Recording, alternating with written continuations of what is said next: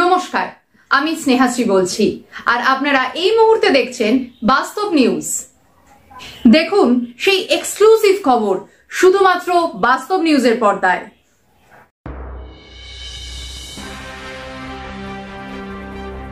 আবারও গঙ্গাধরপুর ব্রিজের নিচে মৃতদেহের আতঙ্ক।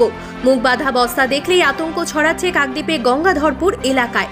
বিশেষত এই বস্তা থেকে পচা দুর্গন্ধ বের হলে ভয়ের সঞ্চার তৈরি হচ্ছে সপ্তমুখী নদীর সেতু এলাকা জুড়ে। কারণ গত বুধবার রাতে এই সেতুর নিচে একটি বস্তার ভেতর থেকে এক মহিলার দেহ উদ্ধার হয়েছিল, তবে মৃত ওই মহিলার পরিচয় জানা যায়নি।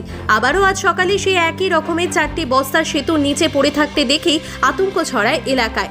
ওই মুখ বাঁধা বস্তাগুলি থেকেও পচা দুর্গন্ধ বের হতে থাকে। এই ঘটনা জানাজানি হতেই প্রচুর মানুষ এসে এদিন সপ্তমুখী নদীর সেতুর উপরে ভিড় জমান।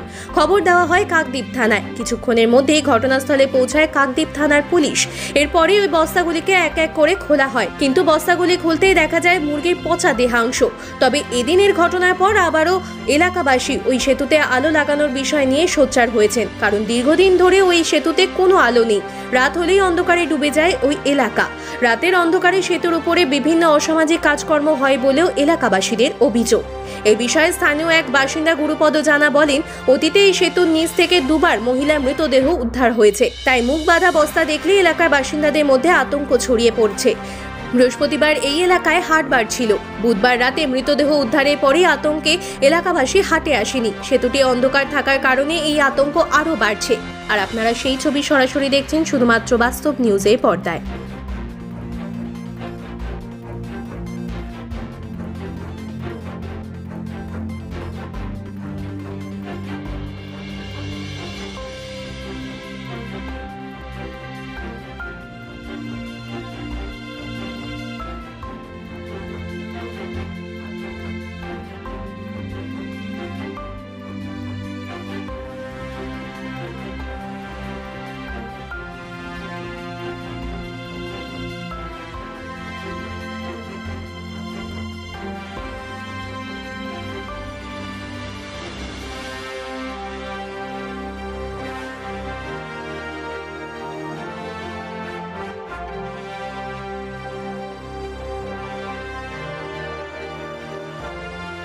আজকে সকাল থেকে যে ঘটনাটা দেখলেন, কি বলবেন? মানে এই কেন এই জিনিসগুলো বারবার এখানে হচ্ছে?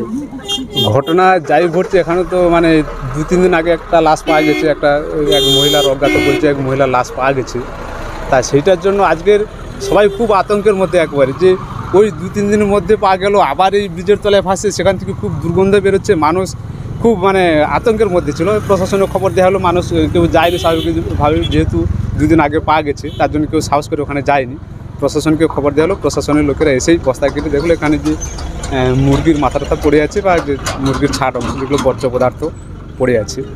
মানে এই কয়েকদিন হলো এই লাশটা পাওয়ার পর থেকে এখানকার মানুষ এত আতঙ্কের মধ্যে আছে। কালকের ওপারে একটা বাজার গেল, ওই যে বাজারে প্রত্যেক দিন যেভাবে সন্ধে হলেই হ্যাঁ যে ভিড়টা থাকতো, গতকাল বাজার বার হওয়া সত্ত্বেও মানে তার অর্ধেকও লোক নেই। এতটাই মানুষের মধ্যে এত আতঙ্ক।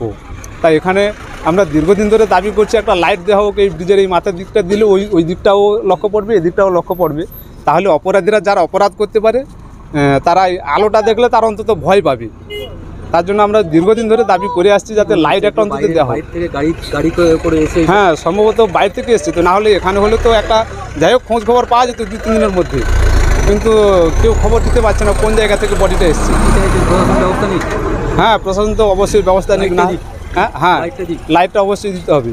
ওপারে একটা লাইট আছে, এপারেও যদি একটা লাইট থাকে তাহলে। আর এই পারটা জঙ্গল বেশি, সন্ধ্যা হলে কি পুরো ব্রিজ অন্ধকার থাকে? হ্যাঁ সেই কারণেই সেই কারণেই অপরাধীরা এইসব সাহসগুলো পেয়ে যায় ওরা। আমার নাম গুরুপদ জানা। আমাদের চ্যানেলটি যদি ভালো লেগে থাকে তবে লাইক, কমেন্ট, শেয়ার ও ফলো করতে অবশ্যই ভুলবেন না। ধন্যবাদ।